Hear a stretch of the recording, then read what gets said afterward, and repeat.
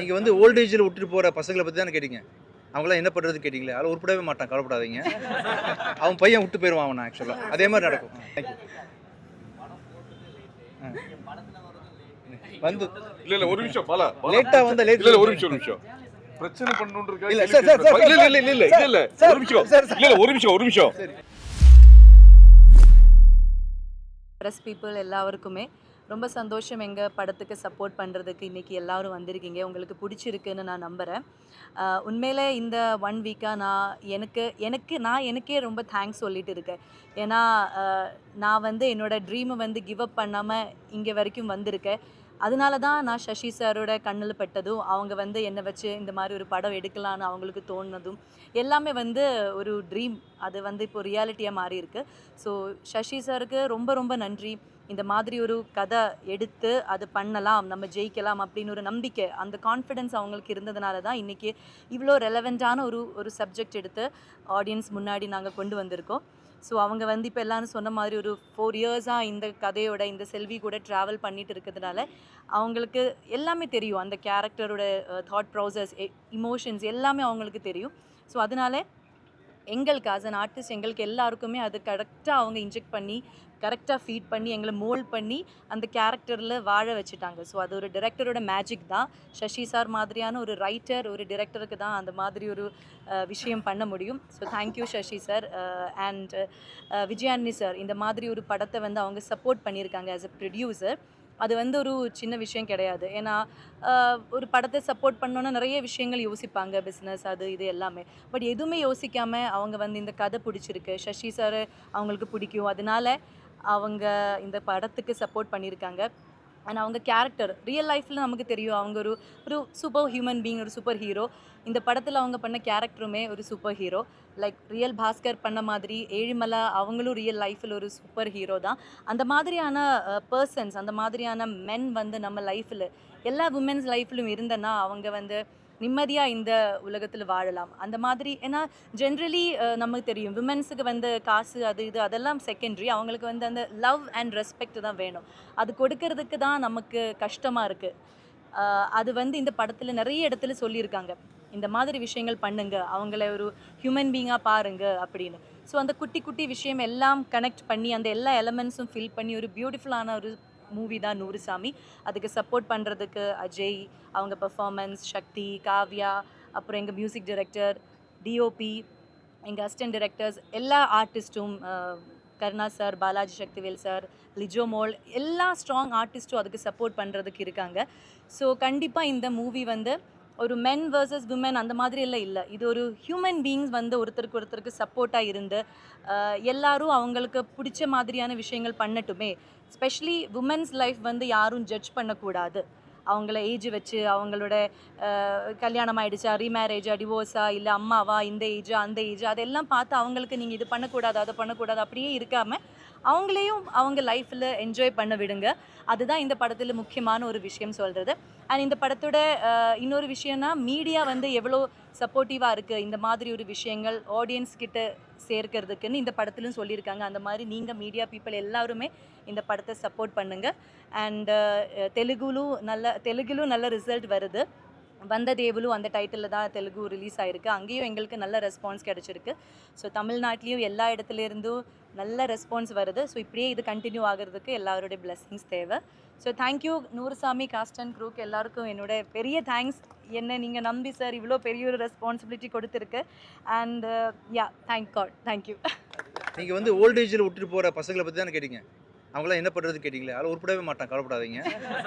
அவன் பையன் விட்டு போயிடுவான் அவனை. ஆக்சுவலாக அதே மாதிரி நடக்கும். தமிழ் சினிமாவில் நிறைய காதல் படம், பெண்களை மையப்படுத்தி நிறைய படங்கள் வந்திருக்கு. உண்மையாலுமே இந்த படம் வந்து இன்னும் ஒரு 50 வருஷத்துக்கு இந்த படம் வந்து பெண்களை பற்றின படங்களை தேடும் போது உங்கள் படம் வந்து நிற்கும். அந்த அளவுக்கு பெர்ஃபெக்டாக எடுத்திருக்கீங்க. பெண்ணுரிமையை கரெக்டாக பேசியிருக்கீங்க. நாங்கள் பண்ண லவ்லாம் ஓகேவா உங்களுக்கு? இது எங்கே வச்சு பண்ணோம்? அதுவா? தேங்க்யூ நடிப்பு தான். இல்லை அங்கே தான் ரிஹர்சல் பண்ணிட்டு வந்தேன் நான். ஆக்சுவலாக அதெல்லாம் ஓகே சார்.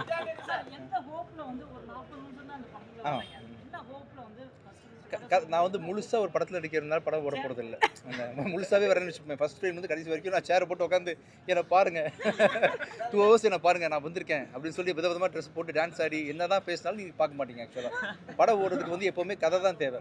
5 நிமிஷம் ரோலாக இருந்தால் கூட நல்ல ரோலாக இருந்தால் ஓகே தானே அப்படின்றதுனால நான் அதுவும் சாருன்ற எனக்கு வந்து வேறு எனக்கு என்னென்னா வாழ்க்கை கொடுத்தவர். முதல் படம் வந்து டிஷுமில் மியூசிக் டேரக்டராக ஆக்கினவர், பிச்சைக்காரன்ற ஒரு அருமையான படத்தை கொடுத்தவர். அவர் கேட்கும்போது நான் என்ன பதில் சொல்கிறது? எதுவாக இருந்தாலும் ஓகே தான்.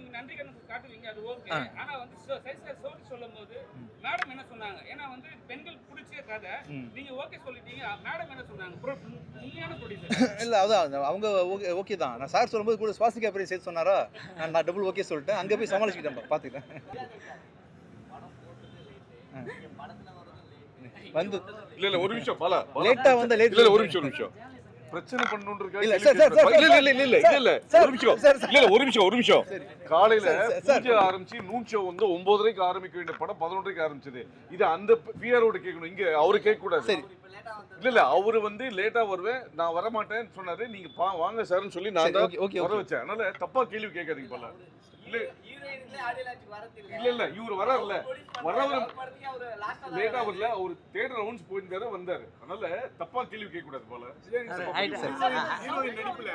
உங்களுக்கு ரொம்ப பிடிச்ச சீனா எந்த சீன் சொல்லுங்க?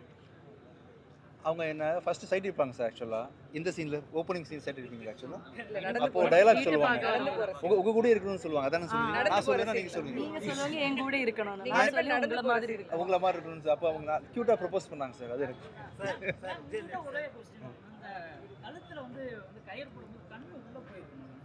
தம்பி என்னம்மா நோட் பண்றீங்கப்பா, சொல்லுங்கப்பா. இல்லை கரெக்டாக சொன்னீங்க. எனக்கு இந்த பொண்ணு எப்படா இப்படி பண்ணிச்சு, நான் எனக்கு கேமரா பேக்கில் இருக்கும், கண்ணு வேற மேலே போகும் இல்லையா? அதான் அது லைக் நான் சும்மா யூடியூப்ல கொஞ்சம் ரெஃபரன்ஸ் எல்லாம் எடுத்து பார்த்தேன் அந்த டைம்ல ஷூட் நடக்கிறதுக்கு முன்னாடி. அப்போ எனக்கு கொஞ்சம் இந்த மாதிரி நோட் பண்ணிட்டு ட்ரை பண்ணலாம்னு நினைச்சு அப்படி பண்ணேன்.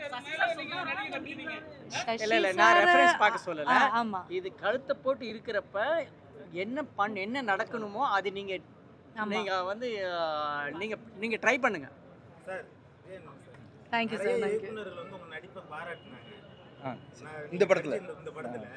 அதை நீ எப்படி பாக்குறீங்க? அடுத்த படங்கள் இதே மாதிரி நடிப்பு கொடுப்பீங்களா? இல்லை கண்டிப்பாக. ஆக்சுவலாக இது வரைக்கும் நான் வந்து ஒரு 15-20 படம் பண்ணியாச்சு. நடிப்புக்குன்னு யாரும் பாராட்டுறது இல்லை. நல்ல படம் சார், நல்ல படம், சூப்பர் கதை சார் அப்படின்னு போயிருக்காங்க. மியூசிக் சொல்லி பேசுவோம். நடிப்புக்குன்னு பாராட்டின முதல் படமே இந்த படம் தான். ஆக்சுவலாக உண்மையிலேயே வைகை மைதானம் சாட்டை இது மாதிரி படம் தான் நடிச்சீங்க. ஒரு 10 வருஷம் உங்களுக்கு தமிழ் சினிமா கண்டுக்கிடவே இல்லை, புறக்கணிச்சிட்டு. இப்போ லப்பர் பந்தில் இந்த படத்தை எல்லாரும் கொண்டாடுறாங்க. அதை பற்றி என்ன நினைக்கிறீங்க? அதான் நான் என்னோட இதில் சொன்னதை நான் எனக்கு தேங்க்ஸ் சொல்லிக்கிறேன் இந்த டைமில். ஏன்னா நான் வந்து கண்டிப்பாக இந்த மாதிரி ஒரு டே வரும்னு நம்பி இவ்வளோ நாள் வெயிட் பண்ணது சார் என்ன பார்க்கறதுக்காக தான், இந்த கதை எழுதுறதுக்காக தான், பாஸ்கர் வந்து அதை ஒத்துக்கிறதுக்காக தான். ஸோ எல்லாமே எனக்கு ஒரு ட்ரீம், அதுதான். ஓகே தேங்க்யூ ப்ரீ ப்ரொடக்ஷன் ரொம்ப கம்மியான டைம் இருந்தது. அவ்வளோ நான் எனக்கு சொன்னது தான் தெரியும். இவங்க வந்து இந்த வேலையை ஸ்ரீராம் தான் கோ டைரக்டர், முரளியும் கோ டைரக்டர். இவங்ககிட்ட சொன்னதான் நீங்கள் பிரிச்சுக்கோங்க, எந்தெந்த வேலை யாருக்கு என்ன கரெக்டர் இருக்கோ அதுக்கு பார்த்துக்கோங்க அப்படின்ட்டேன். இப்போ அதுக்கப்புறம் எனக்கு ஷூட்டிங் எப்படி முடிஞ்சதுன்னு தெரியாது.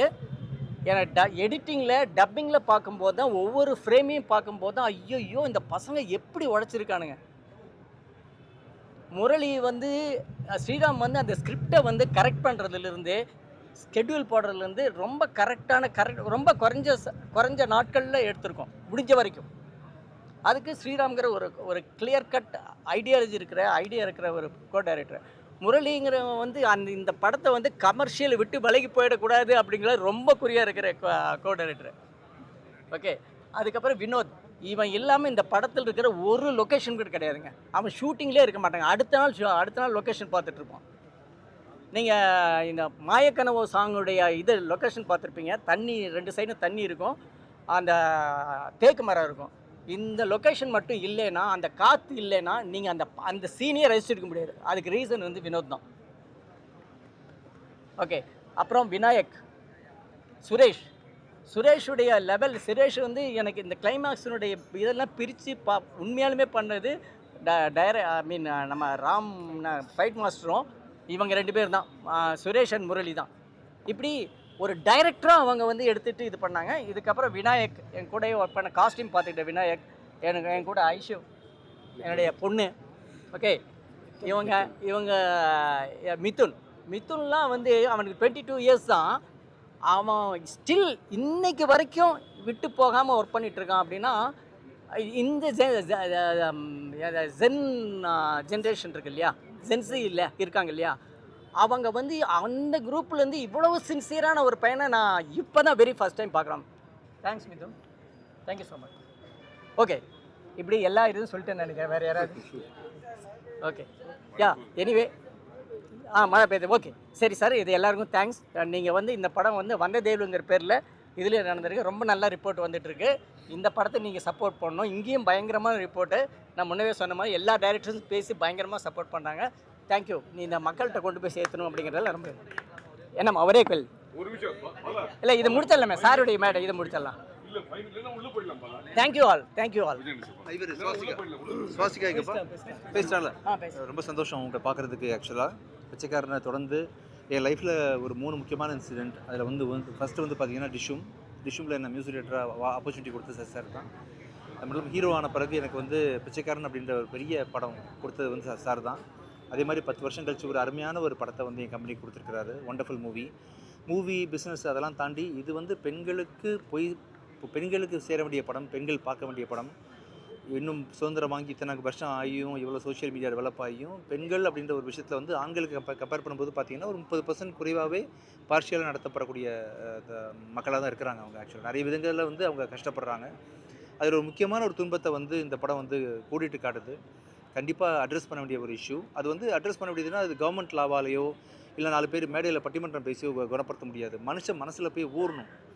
மனுஷன் வந்து சிந்திக்கணும். இந்த மாதிரி ஆமாம் இல்லை அவங்களும் ஒன்று தானே அப்படின்னு சொல்லிட்டு தான் அம்மாவை பற்றி, தான் சித்தியை பற்றி, பெரியம்மாவை பற்றி, தங்கச்சியை பற்றி, அக்காவை பற்றி, அண்ணியை பற்றியெல்லாம் யோசிக்கணும். ஃப்ரெண்ட்ஸை பற்றி யோசிக்கணும். அப்படி ஒரு தாட் ப்ராசஸில் மக்களை போய் திரிக்கிறதுக்காக ஒரு படம் எடுத்திருக்கிறாரு. கண்டிப்பாக இந்த படம் வந்து பார்க்குறவங்க எல்லாருக்குமே ரொம்ப அருமையான, ஐயோ நம்ம மிஸ் பண்ணிட்டோமேன்னு ஒரு கண்டிப்பாக வலிக்கும். நான் கூட நிறைய பேரை தேட்டர்லேருந்து பார்க்குறேன். வரும்போது வந்து மகிழ்வோட நிகழ்ச்சியோடு அழுதுட்டு வராங்க. இந்த படம் வந்து மக்களுக்கு போய் சேர வேண்டிய படமாக வந்து பிஸ்னஸாக பேசலை. உண்மையிலே மக்கள் நீங்கள் பார்க்கணும். இதில் வந்து கண்டிப்பாக உங்கள் எல்லாருக்குமே வந்து இந்த படம் மிக பெருசாக பிடிக்கும். எப்படி ஒரு மனுஷன் பூலேருந்து ஆரம்பித்து தொடர்ந்து ஒவ்வொரு 2 வருஷத்துக்கு ஒரு தடவை வந்து இப்படி யூனிக் கான்செப்டாக கொடுக்குறாருன்னு சொல்லிட்டு சசி சார் மேலே உங்களுக்கு பெரிய ஒரு மரியாதையும் மதிப்பும் உண்டாகும். இண்டஸ்ட்ரி லெவல்லையும் சரி, மக்கள் லெவல்லையும் சரி.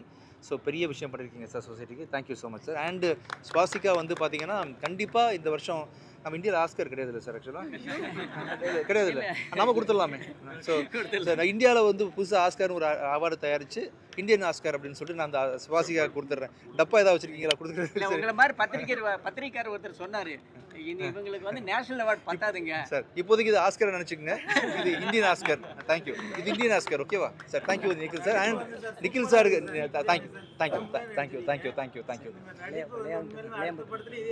தேங்க்யூ. அண்ட் நிக்கில் சார் வாங்க சார். இந்த படத்தோட 3வது ஹீரோ மக்கள் மத்தியில் கொண்டு போய் சேர்த்து இது வரைக்கும் நின்று ஆக்சுவலாக மக்கள்கிட்ட போய் சேர்த்த நம்ம நிக்கில் சாருக்கு மனமார்ந்த நன்றிகள் சார்.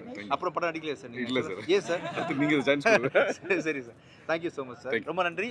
நீங்கள் எல்லாருமே வந்து இந்த படத்தை மக்கள்கிட்ட போய் சேருங்க. பிஸ்னஸ்க்காக இல்லை, அந்த கருத்து மக்கள்கிட்ட போய் சேரணும். Thank you so much. அந்த படத்தில் ஒர்க் பண்ண அத்தனை டெக்னீஷியன்ஸ் அண்ட் ஆக்டர்ஸ்க்கு ரொம்ப நன்றி.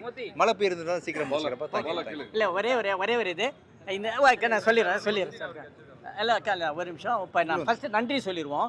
இந்த படத்தை இவ்வளோ தூரம் இந்த ஃபஸ்ட்டு ஓப்பனிங் டே அன்னைக்கு இவ்வளோ அதாவது மக்கள்கிட்ட இவ்வளோ இது போய் சேர்த்தது இந்த என்னுடைய தினேஷ்ங்கிற ஒருத்தர். இவர் தான் இதுக்கு டீமு. அப்புறம் இவங்களை டெக் டீமுங்க, மோத்தி டெக் டீம்ங்கிற இவங்க தான் ப்ரொமோஷன் டீமு. இவங்க 2 பேரும் இல்லைன்னா நாம் அவங்க இந்த விஷயம் உங்களுக்கெல்லாம் ரீச் ஆகிருக்காது. இதை விட பேசிக்கான ஒரு விஷயம், வளையாம்பட்டு மக்கள் அப்படிங்கிறவங்க இந்த கதை இங்கே தான் நடந்தது, அங்கே தான் ஷூட் பண்ணோம். அவங்க எங்களுக்கு கொடுத்த சப்போர்ட் இருக்குல்ல, அது என்றைக்குமே மறக்க முடியாது. Thank you so much. வளையாம்பட்டு மக்கள் எல்லாருக்கும் நன்றி.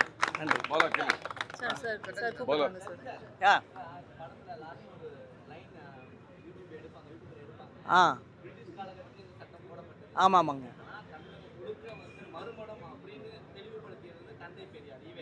ஆமாங்க.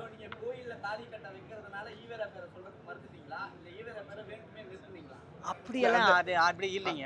எனக்கு அந்த விஷயத்தை நம்ம ஒரு இதுக்குள்ள கொண்டு வர வேண்டாம்னு பார்த்தேன். வேணா வேற பாட்டு எடுத்துருவோம் சார். இன்னொரு கல்யாணம் பண்றேன். இல்ல அப்ப சார் பேர் சொல்றேன், ஓகேவா? சமூக மாற்றம் தொடரணும்னு படம் எடுத்துருக்கீங்க. இப்போ வந்து நீங்க பார்த்த காலகட்டத்தில் வந்து பிள்ளைகள்லாம் வந்து நிறைய பேர் அப்பா அம்மா வந்து வோல்டேஜ் ஹோம்லையும் நடுரோட்லையும் விட்டு போறாங்க, அவங்களுக்கு என்ன கருத்து சொல்லிருக்கீங்க? இந்த படம் எடுத்துட்டீங்க, படம் பார்க்காதவங்களுக்கு. இல்லை சார், அதான் நம்ம இப்போ சொல்கிற மாதிரி பெண் அம்மாவையும் சரி அப்பா சார், இந்த கதை சார் உண்மையாலுமே சிங்கிள் மதரை பற்றி கூட இல்லை, சிங்கிள் ஃபாதரை பற்றியும் கூட தான். கல்யாணம் ஆகி குழந்தை இருந்துருச்சுன்னா பசங்க ஆம்பளைங்களுக்கு மட்டும், அந்த பெண்களுக்கு மட்டும் பிரச்சனை இல்லை, ஆம்பளைங்களுக்கும் பிரச்சனையில் தான் இருக்காங்க, அவங்களுக்கும் சேர்த்து தான். ஸோ ரீமேரேஜுங்கிறது ரொம்ப காமனான விஷயம்.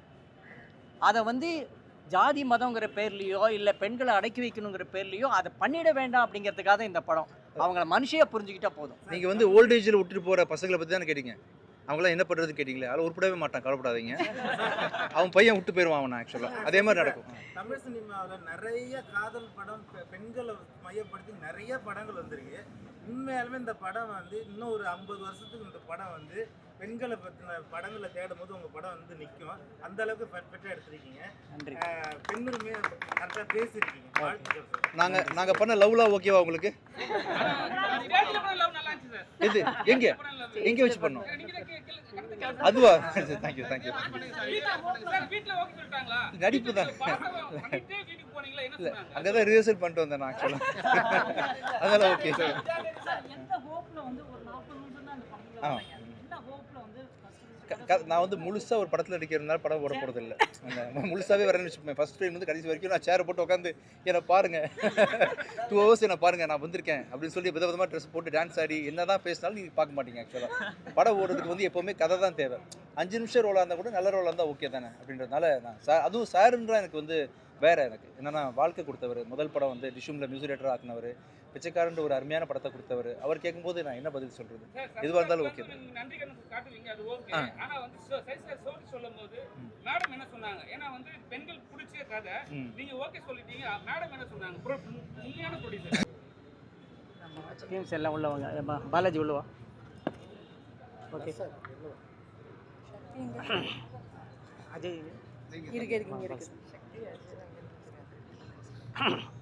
எந்தவித ப்ரிப்பரேஷனும் இல்லாமல் பேசுகிறேன்.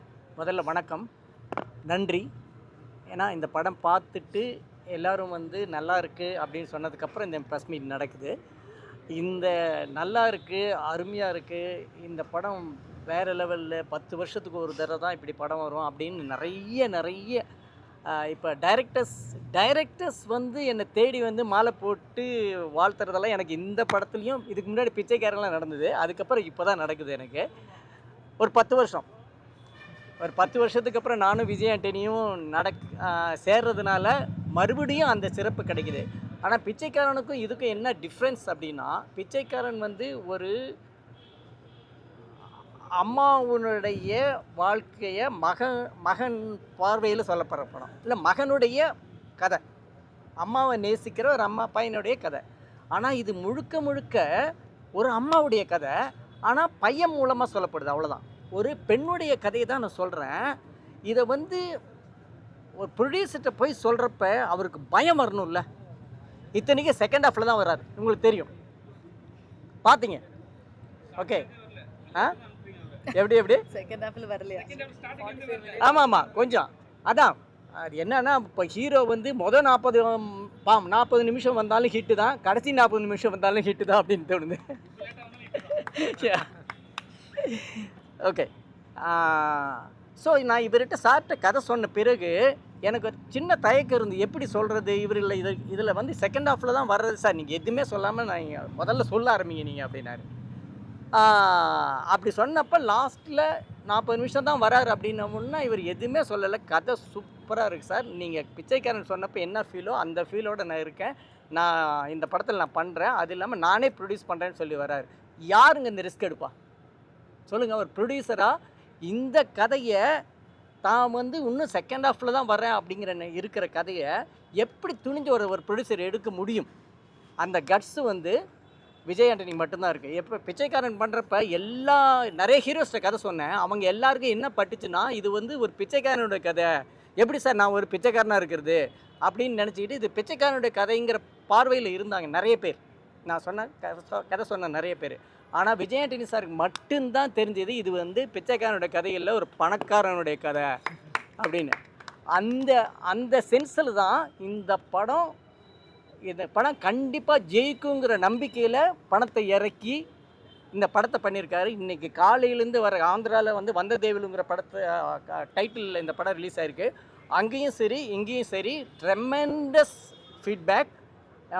இந்த படம் பெரிய ஹிட் ஆகிறதுக்கான எல்லா இதுவும் வந்திருக்கு. இப்போ நைட் ஷோ வந்து ஆல்மோஸ்ட் எல்லாமே ஃபில் ஆகிட்டுருக்கு. நாங்கள் எதிர்பார்த்து இதுதான். மவுத் டாக் மட்டும்தான் நாங்கள் நம்பணும். ஏன்னா அது மட்டும்தான் ஜெயிக்கும். அது எதை கொண்டு வரோம்னா கதை மட்டும்தான் அந்த விஷயத்தை கொண்டு வரும். ஸோ முதல்ல இந்த வாழ்க்கையை வாழ்ந்து காட்டின பாஸ்கருக்கும் நிஜ பாஸ்கருக்கும் அதை வந்து இந்த கதையை மறுபடி இந்த கதையை திரையில் கொண்டு வர்றதுக்கு ரிஸ்க் எடுத்த விஜய் ஆண்டனி சாருக்கு என்னோட முதல் நன்றி. இதுக்கப்புறம் இந்த கதைக்கு ஒரு ஆர்டிஸ்ட் வேணுமே அப்படிங்கும்போது எனக்கு சுவாசிக்க லப்பர் பந்தை தவிர எனக்கு அப்போ தான் லப்பர் வந்து அடித்து முதுகில் அடித்து திரும்பி பார்த்தா இவங்க நின்றுருந்தாங்க, சுவாசிக்கார் நின்றுருந்தாங்க. நேராக அவங்கக்கிட்ட மட்டும்தான் போய் சொன்னேன் கதை. நான் இப்போ யாருக்கிட்ட கதை சொன்னாலுங்க, எந்த ஆர்டிஸ்ட்டு கதை சொன்னாலும் இல்லை நான் என் நண்பர்கிட்ட சொன்னாலும் கதை எப்படி இருக்குன்னுலாம் சொல்ல மாட்டாங்க. சார் எங்கள் பெரியம்மா பொண்ணு ஒன்று இப்படி இருக்குது சார் எங்கள் சித்தி இப்படி விட்டுட்டோம் சார், இதுதான் வார்த்தையாக வரும். அப்போ நான் நினச்சிக்கிட்டேன் கண்டிப்பாக இந்த படம் ஹிட்ரா. ஒவ்வொருத்தரும் வெளியே போகும்போது தன்னுடைய ரிலேட்டிவை ரிலேட் பண்ணிட்டு போயிடுவாங்க. இந்த படத்து ஹிட் ஆனதுக்கான எல்லா இதுவுமே நான் கதை சொல்கிறப்ப எனக்கு கிடச்சிருச்சு. ஸோ அந்த நம்பிக்கையில் தான் நான் படம் பண்ணேன். ஒரு படம் ஓடுங்கிற நம்பிக்கை இல்லைன்னா அந்த கதையை எடுக்க மாட்டேன். அது எனக்கு பிடிச்ச கதையாக இருக்கலாம், ஆனால் இது ஓடாதுடா, இதுக்கு இந்த எலிமெண்ட்டை வச்சுட்டு ஓட்ட முடியாது அப்படி தோணுச்சா நான் எடுக்கவே மாட்டேன். எந்த ப்ரொடியூசரையும் நான் சீட் பண்ண மாட்டேன். அந்த நம்பிக்கையில் நான் எடுத்திருக்கேன். அதுக்கு கரெக்டான ஆர்டிஸ்ட்டாக ஒரு செல்விங்கிற கேரக்டரில் பண்ணுறது எனக்கு சரியான ஒரு ஆர்டிஸ்ட் கிடச்சாங்க. தேங்க்யூ ஸோ மச்மா. இதுக்கப்புறம் அஜய் ஒரு பையனாகவே அப்படியே எனக்கு உண்மையாலுமே எனக்கு அஜய் பார்த்தோன்னே இவன் தான் அந்த பாஸ்கர் அப்படின்னு தோணிடுச்சு எனக்கு. உங்களுக்கும் அது கரெக்டாக இருக்குன்னு தோணுது. உங்கள் 2 பேர்த்த பார்க்கும்போது அஜய் பார்க்கும்போது அஜய் அஜய். ஸோ அஜய்க்கு அப்புறம் தம்பியாக வேணுமே அப்படி சொல்லிட்டு சக்தியை நான் சூஸ் பண்ணேன். அவரும் ரொம்ப நல்லா பண்ணியிருக்காரு. ஏன்னா எனக்கு வந்து அந்த கேரக்டரை கொஞ்சம் இம்மெச்சூர்ட் கேரக்டர், அதை ரொம்ப கரெக்டாக பண்ணிக்கிறதா நம்புகிறேன். அப்புறம் காவியா அனில், அவங்க வந்து முதல்ல வித்லவுக்கு முன்னாடி நம்ம படத்தில் தான், நம்ம படம் பூஜைக்கு அப்புறம் அடுத்த நாள் தான் அந்த படம் ஷூட்டிங் போகிறாங்க. அவங்க அங்கே போய் அல்ல வித்லவுடைய ஆடிஷனுக்கு போகிறாங்க. அந்த படம் வந்துருச்சு. ஸோ எனிவே 2 ஹிட் படத்தில் இருக்கீங்கன்னு நம்புகிறேன். ஓகே, இந்த டீம். அப்புறம் பாடினி எனக்கு ரொம்ப பிடிச்ச ஆர்டிஸ்ட். நான் அந்த ஹார்ட் பீட்டுன்னு ஒரு இதை பார்த்தேன், ரொம்ப பிடிச்சிருந்து. ஸோ அப்படி ஒவ்வொருத்தராக உள்ளே வராங்க. இந்த கதையை பொறுத்த வரைக்கும் எனக்கு என்ன ஒரு சேலஞ்ச் இருந்தது அப்படின்னா, இவர் வந்து செகண்ட் ஹாஃபில் தான் வர்றாரு. ஐயோ எல்லாருமே எங்கடா விஜய் ஆண்டனின்னு பார்த்துட்டு இருப்பாங்களே, என்ன பண்ணுறது அப்படின்னு சொல்லிட்டு நான் ஒவ்வொரு கார்டாக இறக்குறேன். இங்கே பாருங்கள் அருள்தாஸ் பாருங்கள், இங்கே பாருங்கள் பாலாசி தேல் பாருங்கள், இங்கே பாருங்கள் கருணாஸ் பாருங்கள், அவங்கள மறக்கடிக்கிறதுக்காக எனக்கு நிறைய ஆர்டிஸ்ட் வந்த மூர்த்தி பாருங்கள் அப்படின்னு நிறைய ஆர்டிஸ்ட்டை உள்ளே சேர்த்த வேண்டியதாக இருந்தது. இது எல்லாமே ஒரு ஸ்க்ரீன் பிளே டெக்னிக் தான், அது ஒரு டிரெக்டோரியல் என்ன சொல்கிற விஷன் தான் அது. ஓகே, இப்படி எல்லா ஆர்டிஸ்ட்டுமே எனக்கு ரொம்ப சப்போர்ட்டிவாக இருந்தாங்க. அதுக்கப்புறம் என் டெக்னிக்கல் டீம், நான் கதையை சொல்லும்போதே, நான் விஜய் சார்கிட்ட கதை சொல்லும்போதே நான் வந்து பாலாஜி ஸ்ரீராமுடைய 4 சாங்கை கொண்டு போய் காமிச்சிட்டு தான் கதை சொல்கிறேன். கதையை சொல்லி முடித்த உடனே இந்த 4 சாங் கேட்ட உடனே அவர் வந்து இல்லை சார் நான் மாற்ற விரும்பலை, இந்த பையனோடய போயிடுங்க, ரொம்ப நல்லா இருக்குல்ல சாங் அப்படின்னாரு. He is such a generous minded.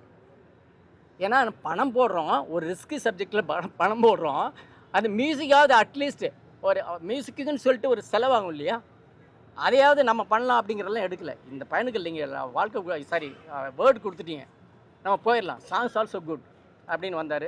Thank you. அந்த டீமை கலைக்காமல் இருந்தது தேங்க்யூ. அப்புறம் Darshan, he is my student. நான் பாஃப்டாங்கிற இன்ஸ்டியூட்டில் இது பண்ணும்போது கிளாஸ் எடுக்கும்போது இவன் வந்து என்னுடைய டைரக்ஷன் கிளாஸில் கொஞ்ச நாள் இருந்துட்டு அதுக்கப்புறம் சினிமோட்டோகிராஃபி போயிட்டான். சரி, அப்பயே வந்து இவன் வந்து தனக்கு என்ன வேணுங்கிறதுல தெளிவாக இருக்கான் அப்படிங்கிறது எனக்கு பட்டுட்டு இருந்தது. அப்புறம் இந்த படம் பண்ணும்போது கூடவே எங்கூட மியூசிக் டைரக்டரும் இவரும் ட்ராவல் பண்ணியே ஆகணும், டிஓபியும் ட்ராவல் பண்ணி ஆகணும். ஒரு சீன் இந்த சீன் லாக் பண்ண உடனே அந்த சீனுக்கு என்ன கலர் டோன் அப்படிங்கிறதுலேருந்து 2 பேருமே பேசிப்பாங்க, இங்கே என்ன மியூசிக் வரலாம், இந்த சாங் இங்கே இந்த இடத்துல ஓப்பன் பண்ணலாமா, இப்படி நிறைய டிஸ்கஷன் இருக்கும் எனக்கு. அதேமாரி என்னுடைய எடிட்டர் ஹரிஷ் யுவராஜ், இந்த 3 பேருக்குமேங்க 22, 24, 23 இவ்வளோதாங்க வயசு. 3 பேருமே புதுசு.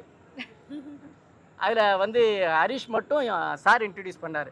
ஆல்ரெடி எங்கள் டீமில் இருக்காங்க, நீங்கள் யூஸ் பண்ண முடியுமான்னு பாருங்கள் அப்படின்னாரு. பார்த்த உடனே ரொம்ப தெளிவாக இருந்தான் அந்த பையன். So that way he was border.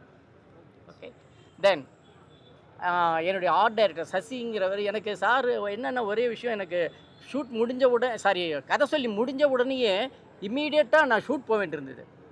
அந்த குறைஞ்ச நாளில் வந்து ஒரு வீடு நீங்கள் பார்த்தீங்கன்னா, இப்போ அந்த குடிசை வீடை பார்த்துருப்பீங்க, ஹீரோயின் வீடு, அதுக்கு எதிர ஸ்கூல் பார்த்துருப்பீங்க. இது ரெண்டுமே செட்டு. ஆனால் உங்களுக்கு தெரியவே தெரியாதுன்னு நினைக்கிறேன், நம்புகிறேன். அது இந்த கதை எங்கே நடந்ததோ அதே தெருவில் அதே வீட்டுக்கு பக்கத்தில் செட்டு போட்டு நாங்கள் எடுத்தோம். அது வந்து அது பண்ண சசிகுமாருக்கு என்னுடைய ரொம்ப பெரிய நன்றி. அப்புறம் இந்த படத்தில் கிளைமேக்ஸ் பார்த்துருப்பீங்க, ஆக்ஷன் சீக்வன்ஸ், நிறைய ஆக்ஷன் சீக்வன்ஸ் இருக்கும். இப்போ அண்ணன் தம்பி பேசிக்கிறாருந்தா கூட அது ஃபைட்டில் தான் மிக்ஸ் பண்ணி எடுத்திருக்கேன் நான். Because I need the commercial. நான் பூ மறுபடியும் எடுக்கிறது நான் ரெடி இல்லைங்க. பூ வந்து கொடுத்தாட்டி எனக்கு இன்னும் ஞாபகம் இருக்குது எனக்கு. ஓகே, ஸோ நான் என்ன பண்ணேன்னா, பூ மாதிரி ஒரு சப்ஜெக்ட் தான், ஆனால் பூவையும் பிச்சைக்காரனை கலந்து அடிச்சிருக்குங்க. இதுதான் நடந்தது. நான் வந்து இந்த என்ன சொல்கிறது, இந்த சீக்ரெட்டை சொல்லிடுறேன் நான்.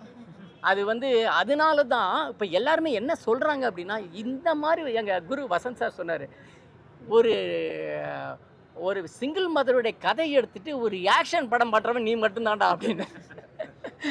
அதுக்கு ரொம்ப ரொம்ப ஹெல்ப்ஃபுல்லாக இருந்து ராம் அப்படிங்கிற என்னுடைய ஸ்டண்ட் டைரக்டர், அவர் மிஸ் ஆகிட்டார், வரலன்னு நினைக்கிறீங்க. ஓகே, அவர் இப்படி நிறைய டெக்னீஷியன், என்னுடைய ஸ்டில் கேமராமேன் மகேஷ், அப்படி நம்ம துர்காங்கிற காஸ்டியூம் டிசைனர், காஸ்டியூமர் கணேஷ், இப்படி நிறைய பேர் இன்றைக்கி எனக்கு சாப்பாடு கொடுத்த அண்ணனுங்க, இப்படி எல்லாருக்கும் இந்த சமயத்தில் தேங்க்ஸ் சொல்லிக்கிறேன். அப்புறம் நான் மறக்கவே முடியாத எதுவுமே என்னால் வந்து இவங்களுடைய ஹெல்ப் பண்ண எப்படி நான் நன்றி சொல்வேங்கிறது கூட இல்லை, எப்படி இது என்ன சொல்லி இது பண்ணுறதுங்கிறது என்னுடைய டீம் அதை மட்டும் ப்ளீஸ் அவங்க மட்டும் கொஞ்சம் முன்னாடி வாங்க ப்ளீஸ் வாங்க.